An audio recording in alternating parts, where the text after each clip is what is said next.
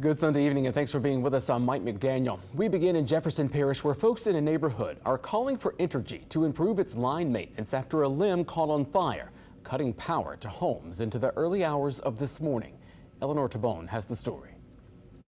To me, as a customer of theirs, we're being failed. Fire crews were called to Maryland Avenue in Jefferson Parish around 8 p.m. Saturday. Neighbours telling us a tree limb was struck by lightning and caught fire. The limb broke off and severed a lawn here on Maryland. And when it severed the lawn, the fire department had to sit here and wait for Entergy to cut the power. One neighbour who asked we protect their identity says it took Entergy nearly 3 hours to arrive and turn the power off, live wires being extremely dangerous to fire crews. The tree blaze eventually blowing the transformer. We ended up losing power for a total of about 8.5 hours when we could have probably been out maybe just an hour. An unplanned power outage in the middle of a Louisiana summer.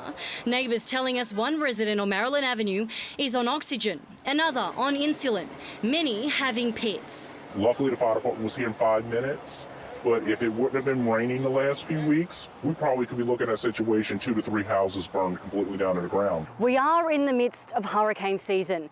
Neighbours tell us their greatest concern is if a hurricane rips through this neighbourhood, the repercussions could be much worse. A fire, an active burning fire seems pretty important to me.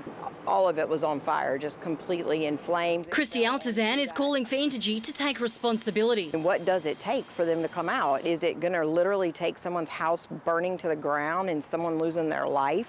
Would they come then? Saying she wants line work in her neighbourhood maintained. We have limbs hanging over all the lines in the backyard. Pretty much every house on this street does. Had you trimmed the trees to begin with, none of this would be happening. We reached out to Entergy and are waiting for response. Eleanor Tabone, Eyewitness News.